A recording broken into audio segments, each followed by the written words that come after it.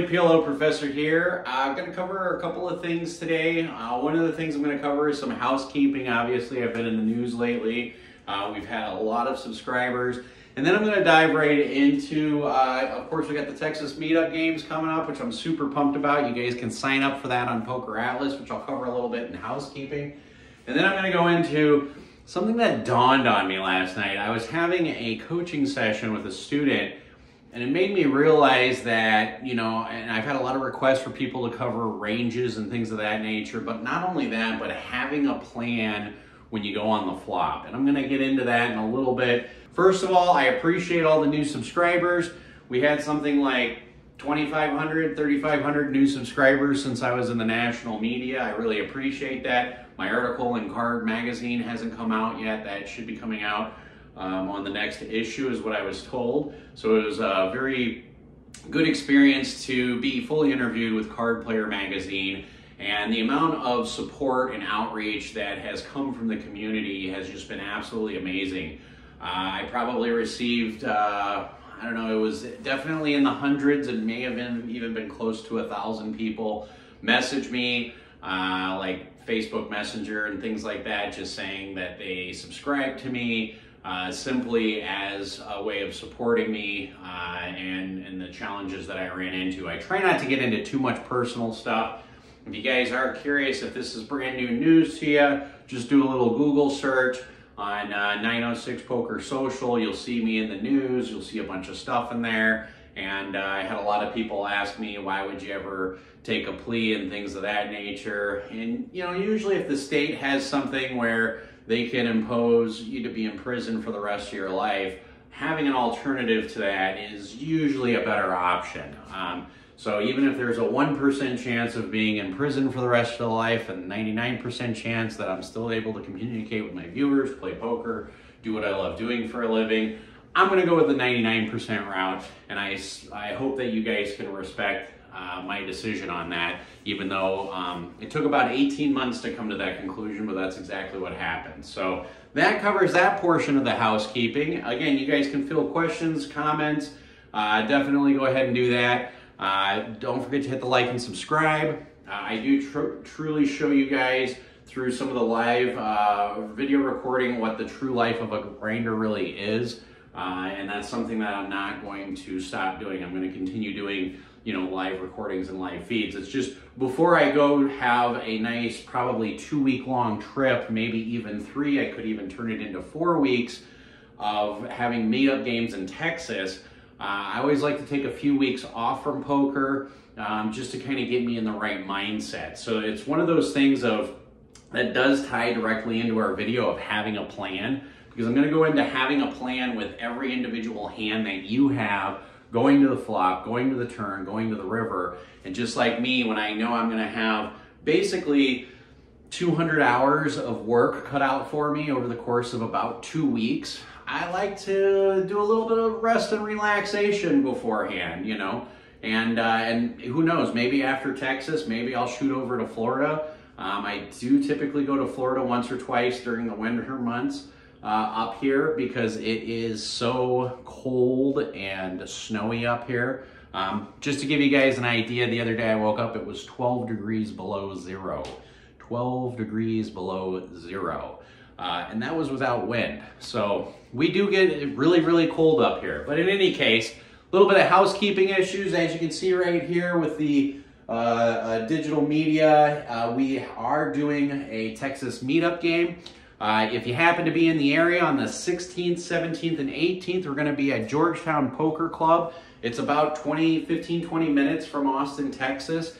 So 16th, 17th, and 18th. Actually, on the 18th, they're having a PLO tournament, which I think is amazing. So I hope a lot of you guys show up for those. You can pre-sign up on Poker Atlas right now. If you're having some issues, like you're more than 30 miles away from there, they should have changed that, so you should be able to add your name. If you do have issues adding your name, feel free to message myself or Donkfish, and we'll make sure that you do get added to the list. I think we already have 9 people on the list or 8 people on the list, I'm not sure, so I'm pretty excited about that. Also, the following week on the 24th, we're gonna be at the Hideaway in Dallas. So if you're in the Dallas area, that's awesome. Come check us out there. We're only spending one night in Dallas, and then on the 25th, we're going to be in Houston at Poker 101 on Richmond Avenue. So on Poker 101, you can sign up on Poker Atlas. The one in Dallas, call the Hideaway. They do have a sign-up list.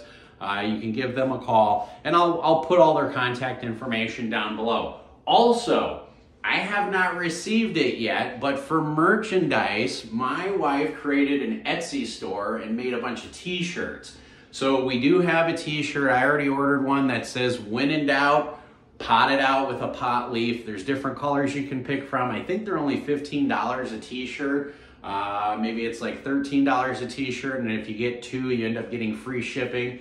So definitely, I want to see some people with some of those shirts on. I think that'll be pretty cool. I'm definitely hoping I'm getting that before I come down to the Texas meetup game, but I'm going to link her store down below as well. Check out the merchandise. Let me know what you want to see on different things. Do you want a when in doubt, pot it out on a hoodie? And again, they're only on the front side of the t-shirts. If you want, you know, my the silhouette of a person playing PLO on the back, like, and turn it into a hoodie, I'm sure we can do something like that. Always trying to do something extra a little bit for the viewers. So, and as always, as you guys know, we do have a virtual meetup game every Monday night. It's a little 50-cent game because it's 9-handed and because you can get in for as much as 500 big blinds. It allows you to play very deep, and it plays very much like a real live cash game. Even though it's much lower stakes, it gives you a lot of good practice. So if you're interested in doing that as well, I'm going to link all that stuff below. So diving right into it, and I guess I'll touch up on one other quick subject from a previous video. One of the videos I put out a little while ago was bankroll management, and I think a lot of people real quick got confused with the buy-in amount. So most people are used to a buy-in amount real quick of 100 big blinds, and if you listen to the video, if you actually listen, you'll see that it says buy-in amounts, not big blinds. So that's a big difference. The reason why that's key is because in most games, and again, I said you need a minimum of 10 to 15 buy-in amounts. I would prefer you to have something closer to 20, 15 to 20 buy-in amounts for bankroll management. And of course, if you have 30 or 40, that's always better. But keep in mind, buy-in amount is not big blinds. If you sit down at for example, like a 1-3 no limit table and the max buy-in is 300, that's 100 big blinds.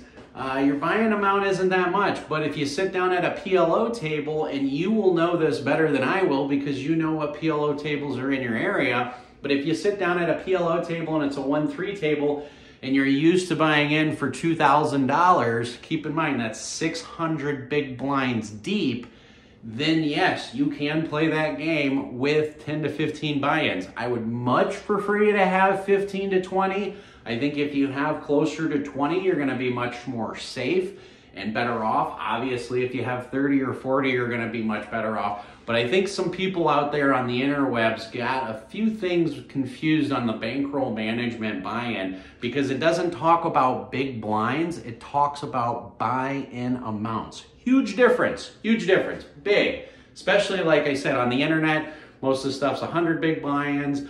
But when you're playing PLO, there's a lot of times where it'll be match to stack. Maybe you're buying on a 1-2-5 game, or even like a 5-10 PLO game might be $5,000, which is 500 big blinds, and that might be what it is. So again, I think if people had a little confusion there, I figured since I had a few minutes of housekeeping, I'd cover that up.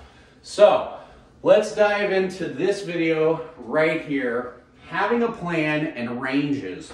And I was so grateful that, you know, I haven't covered this with many people, or I haven't covered this in a video yet, but I've covered it with my students before, and it just dawned on me last night, like, why don't I have a video about having a plan? One of the most important things you can do in pot limit Omaha is having a plan. Now, what do I mean by that? I'm going to give you two exact hands in the same flop, but having a plan for both of them, okay? So let's say you have a hand like Jack, Queen, Queen, King, or you have a hand like 8, 9, Jack, Queen, okay? On both of these hands, before you put any money into the flop, you should have a plan. What kind of plan should I have, Professor? Well, if you have a hand, either one of these, you should say, I'm going to call to see a flop, and my intentions with seeing the flop, of course, is to get all your money in it if you flop the nuts, but how do you plan on doing that? So when I see a hand like Jack, Queen, Queen, King, I say to myself, this is a really good hand. I'm going to raise. I'm going to try getting it, if I can, 2 or 3 ways to go. But let's say I'm on a bonkers table and everybody's calling and it's 5 or 6 way action no matter what. Because that typically happens a lot in PLO, especially if it's at nighttime and a few people have a few beers and maybe a little bit of reefer. People tend to like to call. So all of a sudden I say to myself, I'm probably not going to get this hand heads up. I need to have a plan. So I'm going to call or I'm going to raise pre-flop. I do have good equity with this hand, and I'm going to see what happens on the flop. If I flop top set, I'm going to go bonkers. If I flop a wrap, I could go bonkers depending on who my opponent is. If I get a little bit of the pie, I'm going to find out where I'm at, or I'm going to see if my range favors my opponent's. Same thing here. If I flop a wrap draw, I'm just going to go bonkers, etc., etc., okay? Now let's say, for example, the flop comes, and the flop comes 3, 7, Jack. And let's say this is a rainbow flop, okay? And let's just assume, for all intents and purposes, you have some kind of backdoor flush draw with both of these hands, all right? And this doesn't have to be the exact same hand at the same time. I'm just saying having a plan is key. If you see a flop like this and you have a hand like Jack, Queen, Queen, King, you should have a plan instantly. Your plan should entail things like, what am I going to do if I get check raised? If I get check raised, okay? Or what am I going to do if I get raised straight out, okay? And how should I proceed? How many times, or how should I proceed? Should I check call? Okay, check call. Okay, these are all things when you see the flop, before you do anything, you should have some idea of what you're going to do. So let's take these 2 hands. Jack, Queen, Queen, King. On this board, you're facing 5 other players, so it's 6-way action, or 4 other players. You have a piece of the flop. You can bluff at having top set right now, okay? You can do that depending on your position, but you need to have a plan.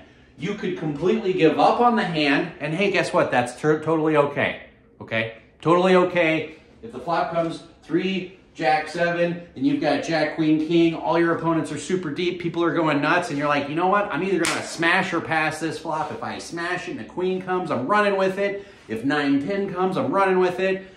If I miss or just kind of barely hit, I'm getting rid of the hand. You have a plan. That's important. Stick to it, okay? But if you have a hand like this and you say, you know what, I'm going to bet out because I want to thin the herd and I want to get some people out of the way, some people that are going to call are either people who are going to be on draws or people who are just going to have me completely beat and then I'm just wasting money, okay?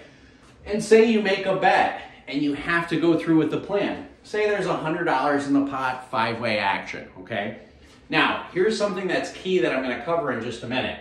Say you bet $20. What was that, Professor? Say you bet $20 into a $100 pot. Yeah, that's what I said. So say you bet $20, and I'll get into why you might want to bet small when you're facing a lot of different players and you're facing a bonker tables. But say you bet $20, you should already have the answers to these questions. If you put $20 in the pot and you get raised to 60, you should know what you're going to do. If you put $20 in the pot and somebody pots it, you should know what you're going to do. Have a plan and stick with it. Same thing, if you flopped a set of 7s here and you just decided, I smashed the flop, I'm going to run with it and live with my decisions, you should do that.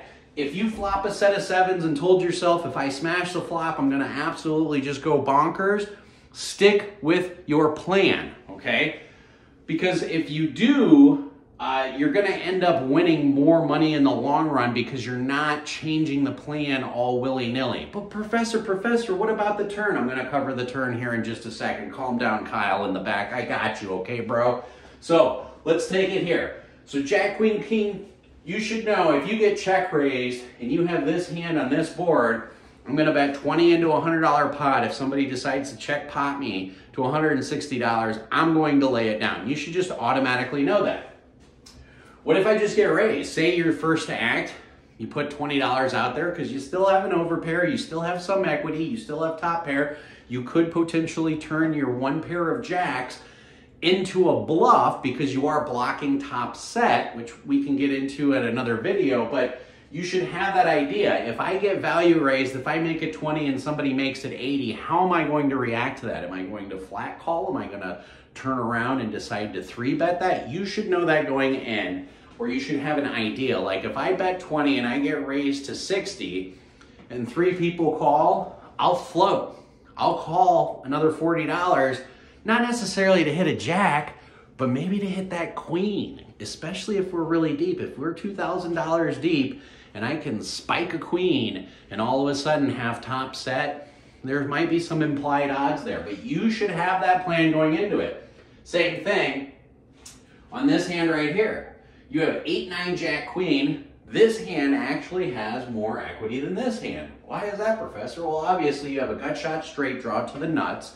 So if you hit a 10, you obviously smash it out of the park, and you still have top pair, and you have 2 pair draws and things of that nature. Plus you're also blocking some straight draws out there. So when you're blocking straight draws, you're more likely to be able to turn your single top pair into a bluff or into a full house blocker. What? You can turn one pair into a full house blocker? Yes, you can, depending on the players, depending on the table. Keep in mind, the greatest thing about pot limit Omaha, and I said this in my stream the other night when I was raising money for that family, the greatest part about pot limit Omaha is there's literally like 50 different ways you can play pot limit Omaha, and in different scenarios, they all work. They all make sense. There's also, you know, probably about 150 different ways you can incorrectly play pot limit Omaha. The bottom line is there is not one single way to appropriately play pot limit Omaha. And even though I'd like to say, yeah, you can study GTO and charts and stuff like that, that does help, don't get me wrong. But also what's important, especially because pot limit Omaha is more of a feel game, you get to, from the experience of playing it longer and longer, eventually you just have a good idea where you're at in hands. You have that feeling, that good read on players. Having a plan is key to start to get that feeling of, you know, where you're navigating the channels in the pot limit Omaha world. Because that's what pot limit Omaha is. It's basically you have a large ship and you're going through narrow channels and you're trying to miss the rocks that are going to hit your boat. So I'm very animated today, but bear with me here. So as long as you have a plan in this situation and you stick with the plan. So let's take 8-9 jack queen, for example, on this exact same flop. You know, what do I do if I get check raised? You know, if you're out of position, what am I going to do if I decide to bet and I get raised? Bob over here just c-bets like 85% of the time. How often should I be raising him when I have some kind of combo draw like this, where I have a gut shot, I have top pair, I'm blocking top set, you know, and I have a 2 pair draw, things of that nature. I'm also blocking inside wrap draws. As long as you have a plan and you stick with it. So this is what I mean by that. This hand right here, 8-9 jack queen. You say, you know what? There's $100 in the pot. I'm going to fire out $20. Now let's just talk about this just for 1 second. Because there are some people in the pot limit Omaha world, when they play pot limit Omaha, it's pot or check. Pot or check. Well, here's the thing. On a board like this, 3 jack 7, when you're facing 4 or 5 opponents, whether you're 4 ways, 5 ways, 6 ways to the flop, a bet of $20 is usually going to give you the same information or close to the same information as a full-size pot bet. What was that? Yeah, $20 will usually get you the same information as a full-size pot size bet.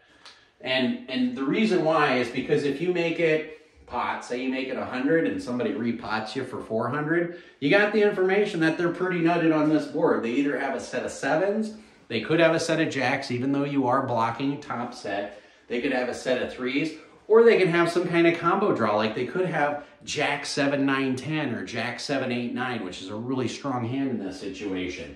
So if you lead out and bet $20 and you get some people who call, You have the idea that, okay, everybody has a little piece of this flop. Maybe somebody has an overpair. Maybe somebody has 4, 5, 6. They have some kind of inside wrap draw on the bottom end of the straight. You know, maybe somebody has 3, 7, 4, 6, some kind of combo draw. Where if you bet 100, you know, and you end up getting raised, you find out where you're at. Same thing with like $20. If you bet $20 and somebody ends up potting it, you can start making the deduction, the reasonable deduction that, okay, they probably have Jack 7, 9, 10. They probably have a set of 7s. You can start putting them on a range of hands so you know how to proceed accordingly going to the turn. So let's take this hand right here, 8, 9, Jack, Queen. You bet $20. Say you get one caller, and then say somebody decides to raise it, and they just make it a flat 100, okay? You should know when you put that $20 in, if somebody doesn't necessarily do a pot size raise, am I going to continue? So you should know, I make it 20, I get one caller, another guy makes it 100, I get 2 folders, comes back to me, I already know automatically, based on their chip size, their SPR, their stack size, and based on my stack size, which is the video I covered last time, I should probably call for an extra $80. In that situation, you are going to hit a gut shot. If you do hit a gut shot, you actually have the redraw to the super nuts. And let's just assume, again, you have a backdoor. So you have enough equity to be able to call a raise in that situation and peel one off. And you can say to yourself with your plan, I'm going to peel one off, go into the turn, and if my hand improves, I'm going to see the river. If my hand doesn't improve, I'm going to fold it. As long as you have a plan is key. So if the turn comes a king, well, now you have 2 gut shot straight draws there. So you may or may not call depending on implied odds. But let's just say that the turn comes an ace instead, okay? So now the turn comes an ace, or let's say the turn comes a deuce. These are both considered kind of blank cards, maybe not so much the ace because it's an overcard and somebody could have easily floated with pocket aces. You guys are picking up what I'm putting down. But say, for example, the turn comes a card that doesn't hit your hand. You've already made the plan in action. I bet, I got raised, I'm going to call, kind of float, see if I hit. If I improve, great, I'm going to continue. If I don't improve, I'm dumping the hand. Stick with your plan. You don't hit, you don't improve on this hand right here unless you pick up a flush draw. So you don't improve, therefore you check fold. You already have this plan in your mind. Now, Professor, what if I improve? Oh, that's an excellent question. You know, if the turn is something like an 8, a 9, a 10, or another jack, okay, or even if it's a queen, if any of these 5 cards come up, you should have the idea, okay, I called 100, Bob over there called 100, you know, and he made it 100. Now we're going to go to the turn. Now there's going to be about $400 in the pot. Before I see that turn card, if my hand improves, I know I'm going to continue. Now that doesn't mean that if an 8 comes, that all of a sudden you have to bet pot, okay? It doesn't even mean that you have to bet anything. You could check and still continue to the river. You can check and then call a full-size pot-size bet because, again, if like an 8 or a 9 comes up here, you are drawing to a queen-high straight, okay? If a 10 comes up there, obviously you have the nuts.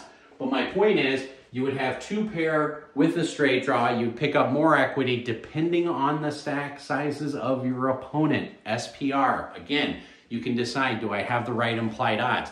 But you should know that going into the turn before you make a call. And that's really important because if the guy who made it 100, if he only has another $100 behind, your plan should be, well, if I improve on the turn, do I now want to isolate and get rid of this guy who has the small chip stack?